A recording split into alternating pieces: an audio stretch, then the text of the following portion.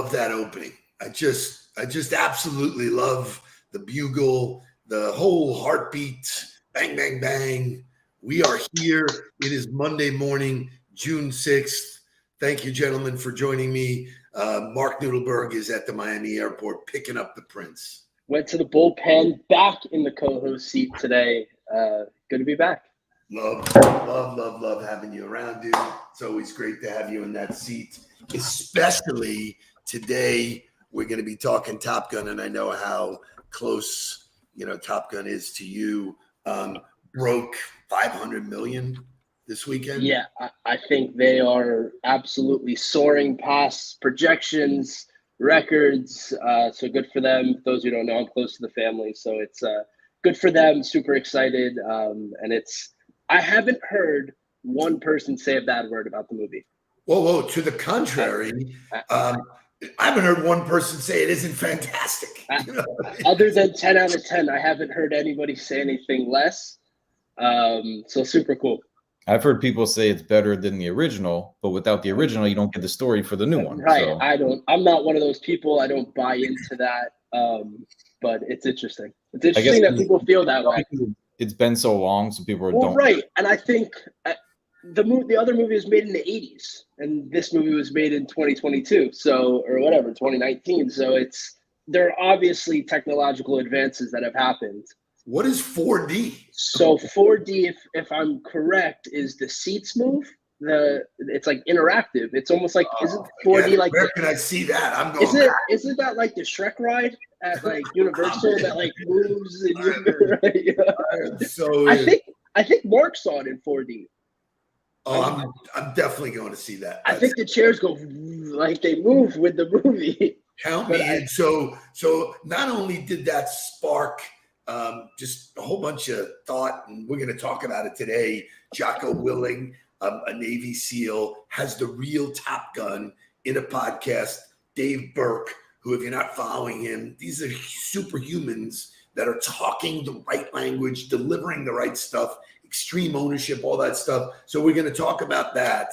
I went deep on Tom Cruise movies because for everybody, the whole thing, the weekend was a wash here for the most part. So it was fantastic. Got into some of I saw the last Mission Impossible. I saw Vanilla Sky. I saw Eyes Wide Shut, which I had never seen, which is a complete freak show, man. It's a good movie. That's a good movie. It's a really good movie. So we totally enjoyed. So I know you're into Instagram Reels now, right? That is an honest statement, which if you aren't into Instagram Reels, you might want to stay away because they do become addicting. But a new Instagram Reel theme, TikTok theme, is the former Top Gun pilots. Their kids are filming them and filming all of their like old pictures and then show them today. So it's a really cool trend that's kind of, encompassed the whole country now. It's cool. So there's a lot of lessons that we're going to take away. A couple of shout outs before we get going. My shirt, courtesy of our friends at Profi. They understand the power of messaging. So it all starts with, and on the back it says you with all of their words. So congratulations, Pat, Mike, all the good folks. That's cool. That really comes from a football thing, like a sports background mentality, I think, of wearing your team mantra on you, making it a part of you. I grew up with wearing my team shirts, and I used to bring them home and used to get really fired up to read them and look at them and saw what we were talking about. Right. It tells your message to everybody. Everyone sees what you're about. You wear it on your chest. It means something to you. So super cool for them to do that. So great job there. Shout out to Advocate Health. Had about 70 people on a Zoom thing to do my presentation on Friday. They were awesome, very engaged, lots of follow-up stuff. So great work there. Joanne, she's a sponge, man. She's just an old friend, reached out. Can I help? Yes, I can help. Boom, led me to her team.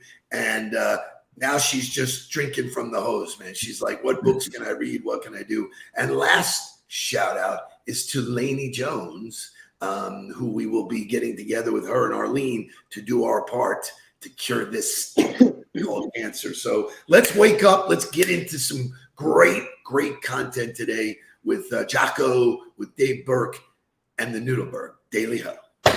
Help, yeah. up, everybody. Get up, get up, get up, get up. Wake up. Come on, come on. Wake up, everybody. Did you know me? Maybe then now listen what you have to say. Wake up, everybody. No more sleeping in bed. No more back to thinking. Time for thinking ahead. Come on now.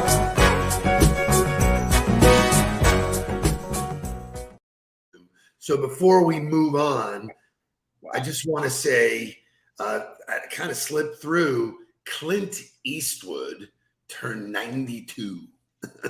Wow. The guy is unreal, man. Just look at that face. Look at that stare. You think about great actors. Tom Cruise goes in that bucket for me. Robert De Niro, Al Pacino. Clint Eastwood has a seat at my table. Yeah, I just saw a video from the 1993 Oscars, and it was the people walking down the red carpet, and the faces were unreal, obviously. So it's crazy. Like, Tom Cruise is one of those people who has transcended decades and has stayed relevant, is still a box office name, so it's cool. So his body of work was unbelievable. There's lots of articles and talks and whatever, but real leadership and sales lessons. So this podcast, which I stumbled on Friday, was so enamored. I listened to it 2 or 3 times. So show me what it looks like. So you know where to look, So Jocko, who is a Navy SEAL, talks to Dave Burke. Dave Burke, when he saw the movie, the first one, he was 13, totally influenced his career. They talk about it. Jocko was not a flyer, was not a pilot, but still part of the Marines. So Dave Burke's story is amazing. Unbelievable stuff. I'm going to play 2 clips, but there's so many things. We're going to unpack it. Give me the first one called The Man in the Box. There's a key theme that I really liked that comes out, and I'm going to assume that most people now have seen the movie, so I'm not going to give anything away. Yeah. But there's a theme about, as technology moves on, as technology gets better, a lot of people buy into the idea that, better technology wins. Now, you and I both know that is not true. Now, technology helps. Technology is awesome. But in the end, especially when you're fighting one against one or force against force, it comes down to the person flying the machine. And that's the cool thing about aviation is airplanes are really good equalizers. They wanted to keep with the theme that the person in the box, the man in the box. And so they understood, and I helped get to the idea that it's not that the airplane is better than ours or vice versa, it's the person flying it. And that was a theme that we talked about, and it really made its way into the movie, which is cool. So unbelievable. Joanne nailed it. She sends me this quote yesterday from the movie, and I had already written the huddle. It's amazing. It's the pilot, not the plane. Now, I can make the bridge to so many other things. Jake, we didn't rehearse this. What is that technology versus the guy or woman using it? What does that mean? Well, I immediately go to the sports side of it just because that's the world I come from. You're not always the best team on paper, the best stars, the best athletes. I mean, obviously at the University of Florida, the majority of the time, we were the better athletic team, but we didn't go undefeated. Some teams came in, had a better game plan, were better mentally prepared. So there's that parallel. And then there's also the parallel of everything that we use on a daily basis. Everybody has the same computer sitting in front of them. Everybody had the internet at the same time, or we had social media at the same time. It was all accessible to us at the same times, and we all used it differently or saw it for different reasons. And so that's the immediate parallel that I would draw between the two. I love it. I love it. For me, it is very simple. We are gurus, maniacs about focusing on LinkedIn, focusing about marketing yourself. That is clearly about you. One of the things that Dave said was, he goes, you're in the plane by yourself. There's nobody else to blame, man. Guess what? We're all in the plane by ourselves. When you wake up Monday morning, you're either fired up and ready to listen, learn, and get after it, or you are not. That is a choice. And so it totally comes back to that person. And he was talking about how authentic was the movie. And I loved his takeaway. He goes, look, they're packing stuff into 2 hours. So he had to suspend all of the things he already knew. But he said, it's a fantastic depiction of what reality is in that world. We'll talk about some of the other themes, but it is clearly, he said, listen, when you get it to Top Gun, there's all great people there. The only difference, the plane's not changing, you're changing. You know? Right, and I another kind of parallel I made real quick is when we get hired, you know, to teach LinkedIn to these companies, a lot of the initial thought process by them were, if we get on it, it's going to work. Like if we just get on it, it's fine. We know we need to get on it.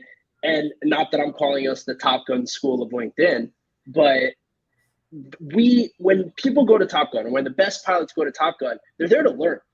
You know, and he even says it in the interview. He goes, look, we're all similar in skill. You know, he's like, what separates us is so minuscule.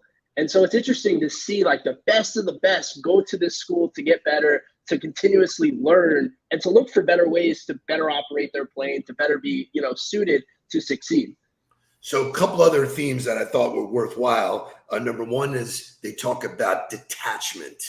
And I hadn't really heard it put this way, but as a leader, you need to detach yourself from the panic. And he sort of used the throttle thing, pull up, because everybody else is listening to you. If you're crying, freaking out, man, everybody downline is freaking out. If you're willing to chill and just, you know, so the way you communicate, and I think this is true of every dialogue, the way you communicate, the way you see things, you give an impression to somebody, whether you know it or not. And so this is really true of, you know, just social media. You're giving an impression of somebody, how you communicate.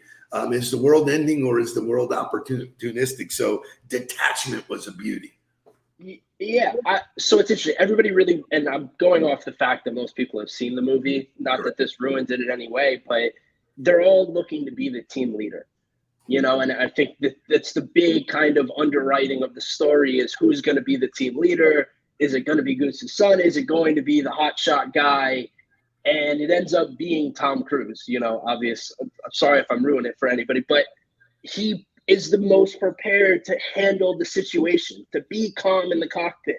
You know, they're trying to fly through these elements and fly this speed.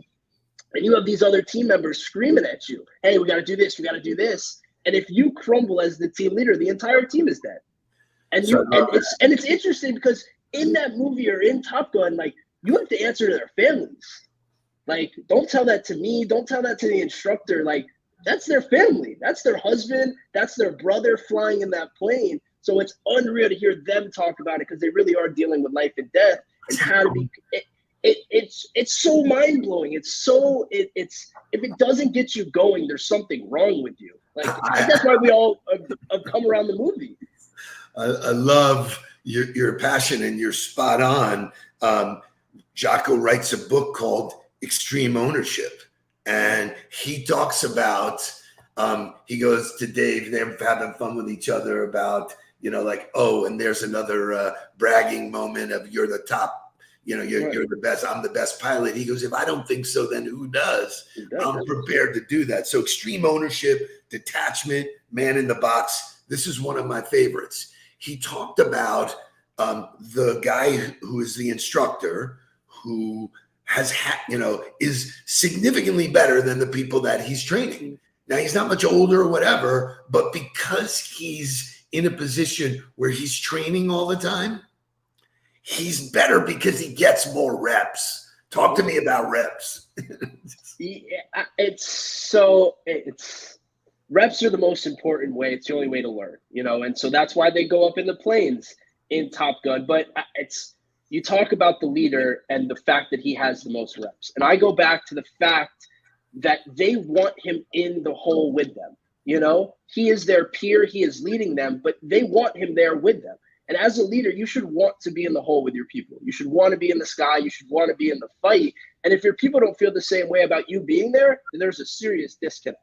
Like even as football coaches, we wanted to be on the field. They knew we wanted to be on the field with them. That's why we were on the sideline. We were in with them in the fight. And so I think that's the reason he became the leader, is because not only was he equipped to teach them, but he was equipped to be there with them. And I think that's part of you're the leader by experience, or you're the leader because you're a natural born leader. And so those are the two different reasons that he's there and is the leader of the group. Look at you getting after it. Let's take a few minute break and go to motivational music. Can't live without this music.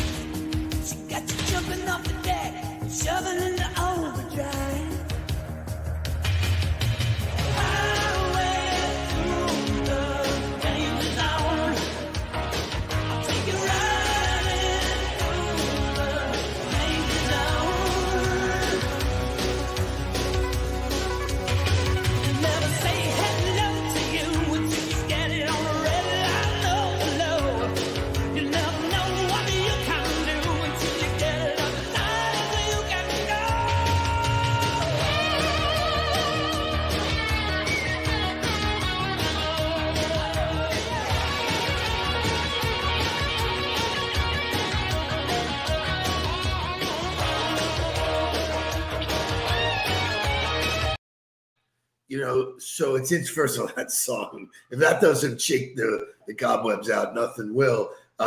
You talked about being a born leader or a born salesman. I think that's bullshit.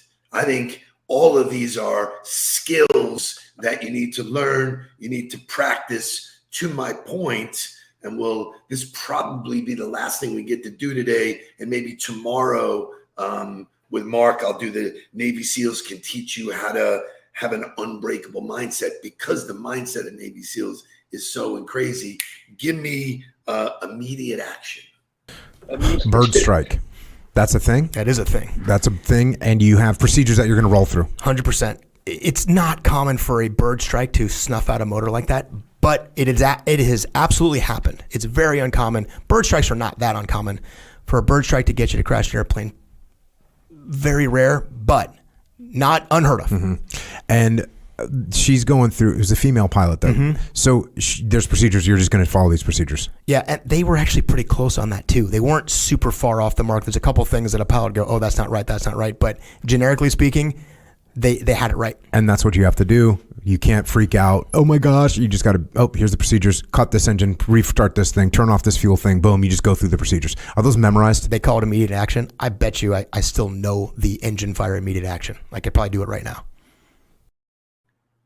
Which, first of all, how cool is that dude? That interview with Shay, please post the link. Please go to it, watch it, own it, dig deep in it. But, it's so interesting. Immediate action. Do you know what to do? The reason why we have fire drills is to understand what to do, man. Well, it's the famous saying, if you think you're dead. If you think up there, you are dead. And I think that's the mentality, is that you have to know things so innate and so reactionary that when things go to shit, you're not thinking, you're just acting. And I think that gets lost in the world outside of sports, outside of life or death. But if we all operated with that mentality where if shit went bad and we had to have the answers, you would have the answers. If you were going to die, you would study the answers to what to do on a daily basis on LinkedIn, how to respond to people. You would study it like your life was dependent on it. And we don't have that mentality outside of a few, careers. So going back to the two points. Number one is the way I learned how to be a really good leader was I sucked at it. You know, just, which most people aren't willing to admit. That the first time when you engage in some new activity, we usually suck at it. It doesn't matter. It's the ones who say, all right, how do I learn this? How do I get better? You know, and I heard there's so many people who talk about the 10,000 hours. You know, I've done it. I've done the reps. I've seen it. I know the behavior. I can spot it the same way he talked about immediate action. When this comes in, even if it's the most, you know, so for you, I liken it to a 2-minute drill, right? You don't use it every game. You know where you're supposed to be at what time. You know where you're supposed to be at what time. But that goes back to the leader to actually document a process, to have a standard in place for all these situations. Like, there's so many companies that we come in, you know, contact with now that don't have processes for the things that they want to do. They have no idea. They want to do it, but have no idea how their people are supposed to do it. And they kind of just send their people out to waddle down this unimaginary path that it's the leader's job to set it, to set the path on how they're supposed to do it in the standard, and then hold them to that standard. Yeah, you know, so Joni Knight, who's so fantastic, you have to be willing to suck at something to learn what you don't know, you know. So, you know, people look at me and they look at you and Mark and they go, wow, you guys are such whizzes at LinkedIn. It wasn't always that way. You know, in the beginning, and this is one of the biggest paradigm shifts, you got to be careful what you listen to. You know, I remember people walking up to me and going, dude, every time I open LinkedIn, you're there.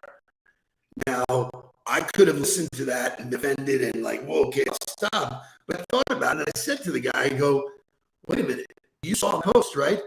I want, you know, the story. So when you want to be great at something, you can't listen to other people. Look at Mark Nudelberg blasting in there.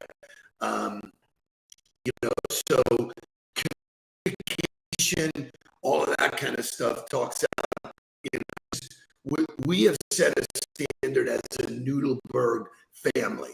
We have a standard. There's just certain things that weren't acceptable. You know, this is just not how we do it. When I would take you guys out in public to events and to games, you knew how to act, man. You see other, you know, kids show up in there. Look, even Prince Philip? You know, the little 4-year-old was doing this. You know, you're going at the royal family. Who is it, Jay? Louis, the little boy. Right, Prince Louis was sitting there giving the queen the business. You know, so you got to know if you want to know. So we'll talk more Navy SEALs tomorrow. Here's my final thing to you guys: success leaves clues. Find somebody that you admire, what they're doing, how they're doing it. That's what Top Gun's all about. They put the best of the best with better. So find somebody, do it, whether you pay for it, whether you ask for it, doesn't matter. Coaching and skill development works. Get after it Monday, June 6th. We got a whole month to crush the end of the quarter. Bang. Please don't worry about me. I'm about to let my heart speak. My friends keep telling me to leave this. So let's get down to business. Let's get down to business.